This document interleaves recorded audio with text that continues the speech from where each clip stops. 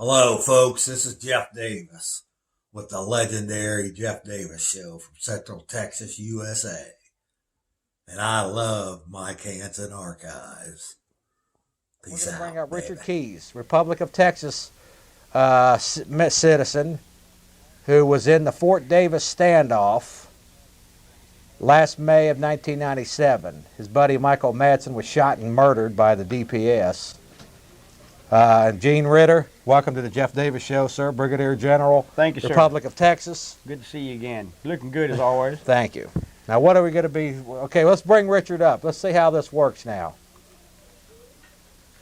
Can we bring Richard up? Whoa, look out. Richard, Yes, can you hear me, sir? yes, I can. All Hey, right. so far this is going good. Well, we keep everything crossed at this end too.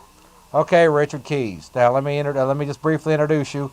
You were one of the 7 members inside the embassy last May of 1997 when the enemies moved in on your domain, and now you're basically a POW in this movement. Yeah, to be specific, I was an officer in the Embassy Guard and an officer in the Corps of Engineers during the embassy siege from April 27th through May 3rd, 1997. Okay, go ahead, Richard. I want you to just let you go ahead and make an opening statement, sir, if you will. First off, thank you for calling in on the Jeff Davis Show. Well, I appreciate you guys having me. And we hope to have Rick McLaren calling in here in about 35 minutes or so. Okay. But go ahead and make an opening statement, Richard, if you will. Well, there's not really a whole lot of new information to add from what I've been hearing you guys have been bringing up so far.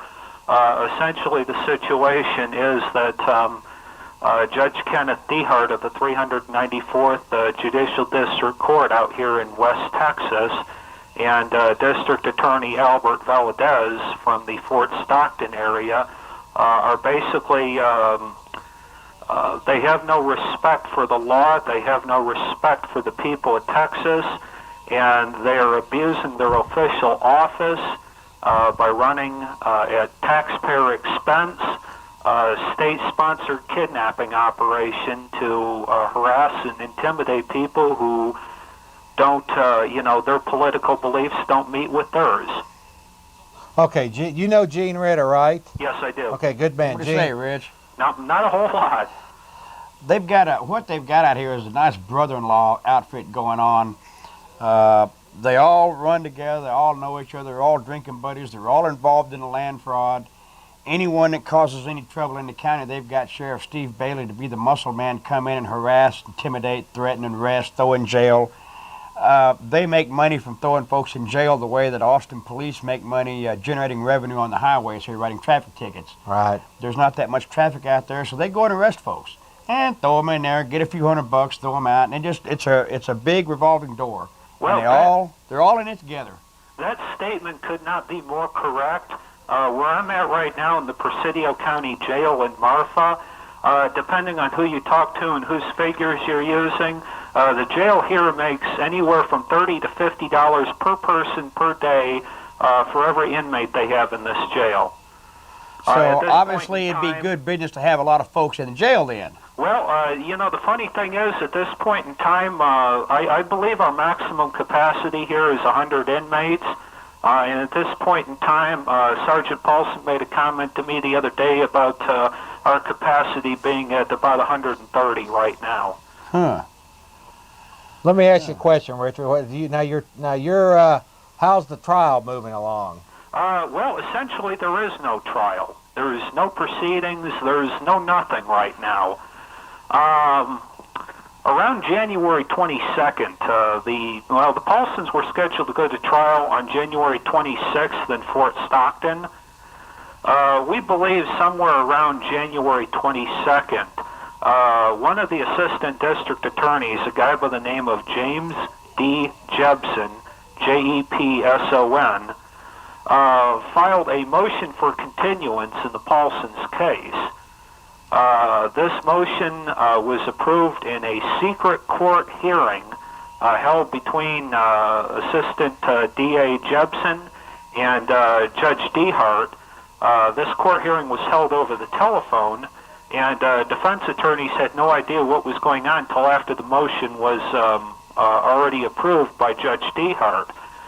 But the most interesting part is Section 2 of this motion, which reads, "The state cannot proceed to trial in the above-numbered cause," referring to cause number 662, the state of Texas versus Greg Paulson, "because of the state's inability to prove a conspiracy involving defendants Richard Lance McLaurin and Robert Odo." Let me just clarify something. For the people that are looking at the screen, Mr. Keys there is on your, actually on your left, and Greg Paulson is on your right. And they are both POWs of the state of Texas. But did you have a specific question, Richard or Jim? Now, Richard, in other words, they're saying they don't have enough evidence to carry the Paulsons to trial, and yet they've convicted McLaurin and Richard Otto on basically the same charges. Well, yeah. If I'm Very reading good. this correctly here, Yeah. and if we have any university professors out there that'd like to translate this into Greek for us so that we could understand it better. But as I read this here, the state cannot proceed to trial against Greg Paulson because they can't prove a conspiracy involving Richard Lance McLaurin and Robert Odo. Question is, exactly what were Richard McLaurin and White Eagle Odo convicted on last fall in Alpine, Texas? Is the state now admitting those convictions were fraudulent, and is the state admitting they never had a case against us on these charges to begin with? Oh, good point. Good See, point. let me explain what's going on behind the scenes here. I'm not completely up on all of the legal work that Richard McLaurin was doing while he was here in the Presidio County Jail because of my late arrival on the scene. The state didn't get around to picking me up until September 19th of last year. But in any case, Judge Dehart and District Attorney Valadez took a very big chance, the way I see it, by bringing McLaurin and White Eagle into court, guessing, as they did correctly, that McLaurin would refuse to participate in this proceedings because he's not a citizen of the state of Texas or of the United States Incorporated. However, Greg Paulson has stated in the past and has asserted that the minute he walks into court, he will bring up the political issue of the Republic of Texas in front of a jury. Judge Dehart and District Attorney Valadez know that they cannot win if Greg Paulson brings up the political issue. Okay. That is my suspicion as to why they're dragging their feet on the rest of our cases. Yeah, well, they can't. They know that they're whipped on the political issue. Exactly. And all they can do is try and tell more lies, which the public is beginning to get tired of. Exactly. I mean, look at what's going on with Wilhelm von Schlickmeister. Oh, boy. And that runs everywhere. Yeah, it sounds like you had a little trouble saying that there. Well, you know, it gets kind of tough talking about the guy when he's supposed to be the leader of the free world. He is such a despicable character, and yet so many people seem to just love him. Oh, he feels my pain. Go feel it somewhere else. Well, the bottom line is the issue of the Republic of Texas is not a criminal issue. It is a political issue. Right, and what we've got now, you see, is something from George Orwell's 1984, where anyone with any sort of a dissenting thought is suddenly dangerous to the state, and they're going to start rounding you up. Yeah, that's a question I want to ask you, Richard. Uh-huh. I think I interviewed you on 95.9 FM. Yes, I remember that. Okay. And you basically stated that there were several current members that basically it's kind of a halfway Republic of Texas sweep. You mentioned Carolyn Carney, or somebody has. Right. Out of San Antonio. Is she actually in jail right now? That I can't say for She's sure. out I on do know appeal. she's been convicted, but whether she's in jail or out on bond awaiting appeal, I don't know. Convicted for what? I mean, this was an old lady. Okay, man. this is Oh boy, this is a good. Now, see, here's the thing. Richard, first off, let me say to you that my heart's out with you, my friend. Uh-huh. I know that you are political prisoners, and I don't care what the media says. For they could say it for 100 years, 1,000 times a day. Yeah. I mean, we're in a war here, and you are just POWs. Uh-huh. So on that line, how is your spirits here? Tell you what, the more information I receive, the better I feel, because the more I know that what I did was right and not wrong. What's your opinion on this new world order that Bush talked about in the early '90s? Well, let me explain to you very, very, very briefly, if I could, what prompted me to originally come down to Texas and Mike maybe got Hanson, landed. your good old YouTube video buddy.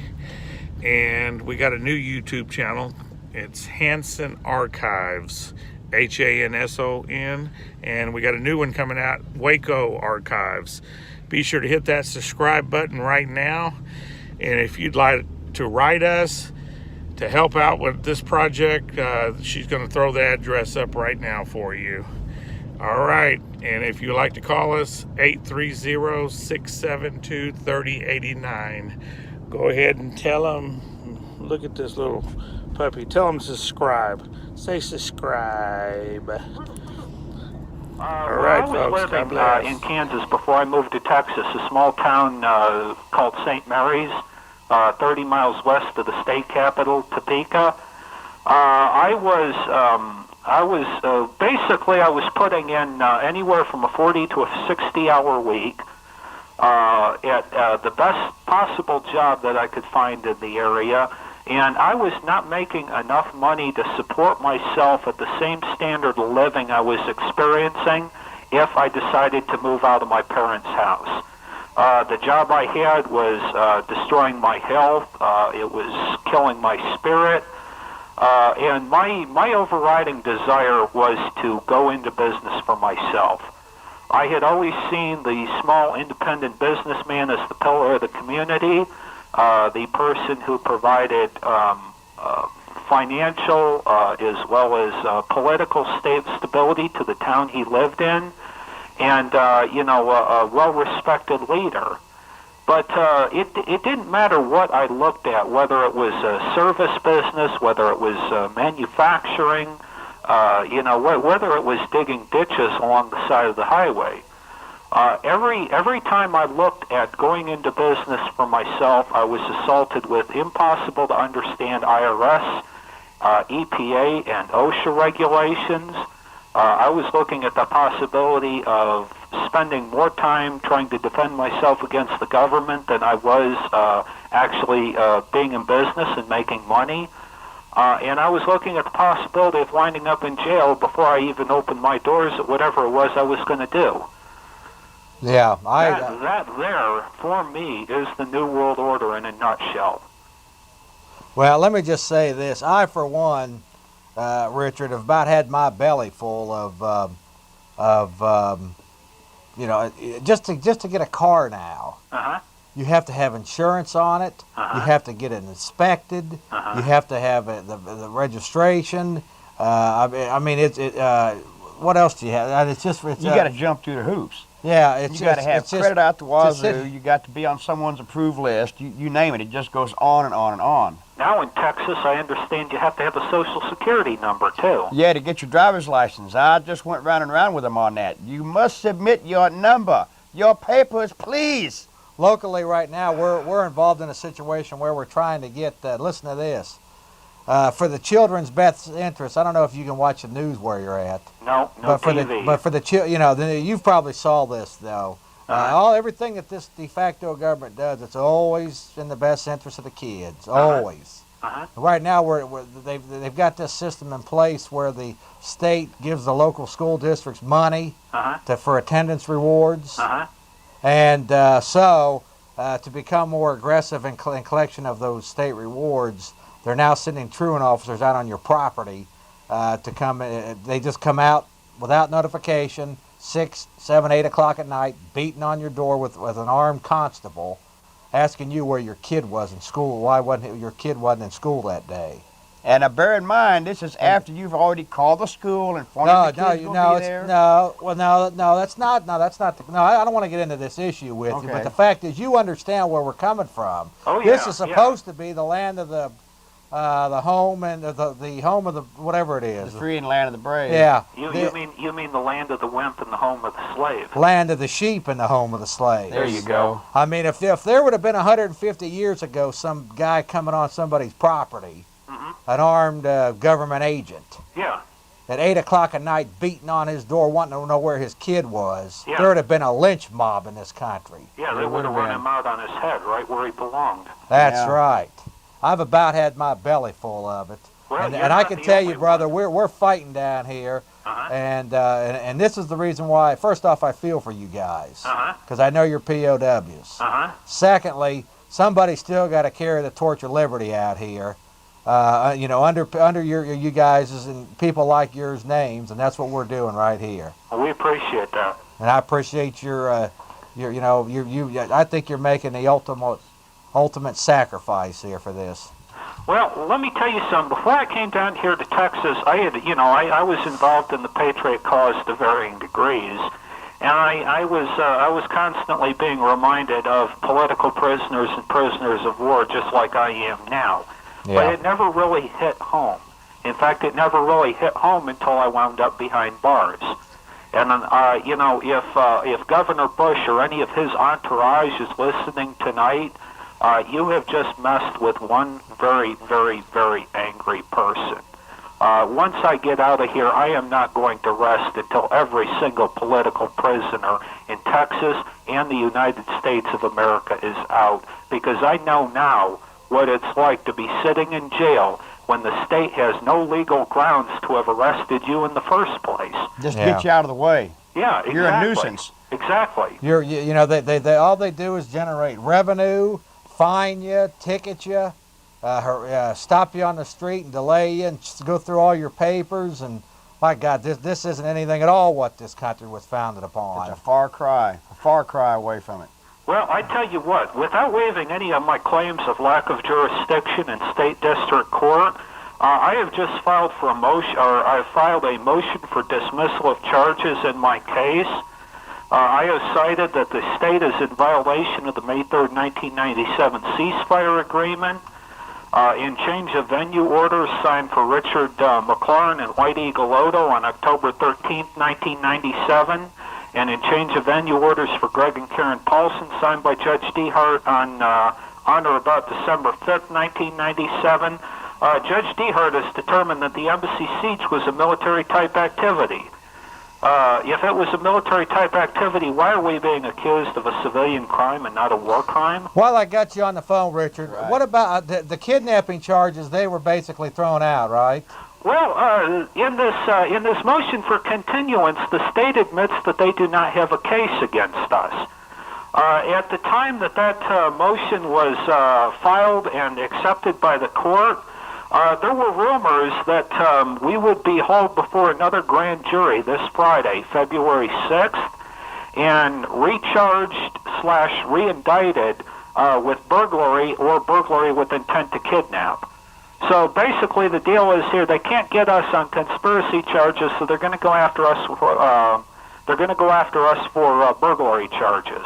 Yeah, and for that, McLaren got 90. Or did McLaren get something worse than that? He got 99 years. That's pretty stiff for burglary. Well, you see, he was allegedly convicted of organized criminal activity. Yeah, right. And now they're admitting they never had a case against us to begin with on those charges. Filing liens against the World Bank, I guess. Filing liens against criminals will make you a criminal. That's it. And speaking out for freedom. That's you speak out for freedom, you're the worst kind of criminal, because you bet. You're capable of higher level thinking skills. You're capable of independent thought. You don't have to have Dan Blather come on at 6 o'clock on CBS and tell you how to think or how to feel.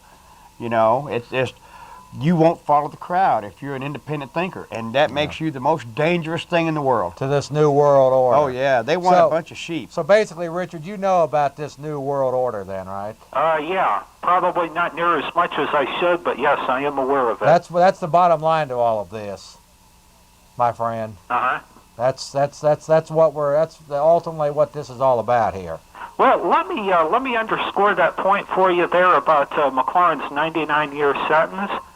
Right next door to me is a guy who stabbed his pregnant girlfriend to death about 3 years ago. Apparently was originally convicted of manslaughter. They now upped that to second-degree murder, I do believe. And of course, he's quite interested in what other people who have been convicted of murder have been sentenced to. What he's been hearing and picking up on is that other people who have been convicted of murder are getting anywhere from 5 to 30 years in Texas. Yeah. Now, this gal they're going to execute, of course, now they're going to execute her because she used a pickaxe and she stabbed this gal 30 or 40 times with it, you know, so that's kind of heinous, but ordinary run-of-the-mill murder. Yeah. Jeff and I go out here at night and we shoot some guy in the corner, and we're out in 5-10 years, big guy. Yeah. No problem, yeah. Yeah, Take a but life. besides, your bond will probably be set at what? I don't know. 100,000 to most. There you go. Couple other things too I want to point out quickly, Richard, because I know you're limited time here. I appreciate you calling in. First off, the standoff, was that tough for you? You were in there what, 8 days? Yeah, it was from April 27th to May 3rd. I think that was about 7 days. You had everything you needed in there, food and water and everything? Basically, yeah. What was the atmosphere? Now, you escaped out the back with Mike Madsen, who the enemy murdered. They murdered him. What was your dealings after you got out of the embassy? Well, excuse me? What were you doing after you got out? You trying to just get out of there, or because you knew these people were coming after you, right? Well, the day after they killed Mike Madsen, I think they got him on May 5th, Monday afternoon, May 5th. The day after they killed Mike Madsen, all pursuit vanished. Tuesday morning, May 6th, there was one lone fixed-wing aircraft looking for me, and after that was gone mid-morning, all pursuit just up and completely vanished. But from May 3rd to May 5th, yeah, it was very rough going. We were running ahead of 400 armed men and dogs, and at the same time we were trying to hide from 3 low-flying helicopters and 2 airplanes. What's your feelings on how this is going to work out for you? Well, I have a feeling that in the end it's ultimately going to work out to our favor. It's just going round after round after round with these idiots in the meantime is just getting kind of tiring. And it's funny how the media will sit there and pick up on OJ for a year and a half, but they don't seem to be in there showing the kangaroo court that you people are involved in. Well, one of the things that kind of astonished me was right after my arrest last year. Among other people, I talked to Pete Slover at the Dallas Morning News. Mr. Slover with the Dallas Morning News wasn't the least bit interested in the political issue of the Republic of Texas. All he wanted to know was where in the world I had been all summer. I says, listen, that may be, interesting. I says, but you're missing the bigger picture here. And he basically told me he didn't care. Gene, you got a final question? That's the New World Order for you. Richard, give me a holler as soon as you find anything out. As it stands right now, my brother and I will be out there Friday morning for y'all's hearing. Okay. If they postpone that holler, we'll shift our plans accordingly. Okay. I would like to see him haul off and release you guys Friday morning so we could bring you back for the Jeff Davis show live next Monday evening. Yeah, that'd be nice. Well, I tell you what, like I say, I do have a motion for dismissal of charges, and so do the Paulsons, and Judge Dehart has no legal grounds to deny those motions. Richard, is there anything that you want to say? I want to make sure you get the opportunity to say everything. You only got a half hour, I was told. So sure. Go ahead, closing comments, statements, whatever you want to do. Well, ladies and gentlemen, listening audience this evening, I'd like to know how many of you out there who are thinking that this very same thing could not happen to you. You're probably sitting in front of your television set tonight watching this and saying, no way, I'm too careful, what I do is not dangerous to the state, etc., etc., etc. What I'd like to say to you people is I thought the very same thing. I thought exactly the same thing before I came down here to Texas. I even thought the exact same thing after I came down here to Texas. And then, when Sheriff Bailey illegally kidnapped our captain of the guard, Bob Scheit, we found ourselves in a military situation to protect ourselves from harassment and illegal activity at the hands of a so-called law enforcement agent here in Jeff Davis County. You know, if you don't think it can happen to you, think again. Really? You know, your kid's not showing up in school, subscribing to patriot-type publications. Maybe you use some kind of alternate medication and your neighbors report you for child abuse because you're not taking your kids to the doctor. It could be anything, but you could be next. Oh, yeah, I definitely Yeah. agree. In fact, Richard, I would say that it is happening all over America. Maybe not, to all the way to where you're at this point. But it is definitely happening. We are literally just caught up in a sea of laws that have completely got us all enslaved. Well, the bottom line is free all political prisoners now. Good point. What do we do about the criminals running things? Well, I tell you what, every single one of them is going to be facing criminal charges after we get done finish suing them in the district court in Washington, D.C. Every single one of them is going to be facing criminal charges. That includes everybody from peons like Sheriff Bailey all the way on up to the governor. And if that includes President Clinton, then so be it. Nobody, I repeat, nobody is above the law. That's a very good, and you know, Richard, it's awful funny. God Almighty, creator of heaven and earth, laid down 10 laws for us to be able to live a moral life. Last year in the Texas legislature, they passed over 1,000. So they're putting folks like us that are on the streets in a position of not knowing what the laws are, and then they're going to turn around and say ignorance of the law is no excuse. But yet, how can you keep up with these volumes that they pass every year? They got plenty of fines and all kinds of stuff. Criminals of the state, Richard. That's what it comes down to. There you go. We're all criminals of victim. Most of these crimes are victimless. We're all just criminals of some phony law that some bureaucrat or some bought-off politician has gotten passed. That's what it amounts to. Yeah, they got too much time on their hands, so they're going to think of some way they can foul up someone's life to separate them from their money. There you go. Richard, let me just say this. I hope your spirits sound good. And let me tell you, brother, there are people out here, and more people every day, that are waking up to the shenanigans going on here. From the secret societies to the international bankers, to all the powers and how this whole fraudulent Roman Empire works. All the way out to the brother-in-laws of West Texas. Yeah, there's people waking up to this fraud. Well, I appreciate you having me on the program this evening. I'm about to get cut off here, so once again, we appreciate the work you're doing, and we hope to see you on the outside again someday. God bless you, you, Richard. brother. We'll see you Friday. We'll talk to you later. God bless you. I love Mike Hanson Archives. You're ready to run. All right, that's it. All right, who wants to lead it? Let Jeans go. Go ahead. Yes, sir. All right. God bless the Republic!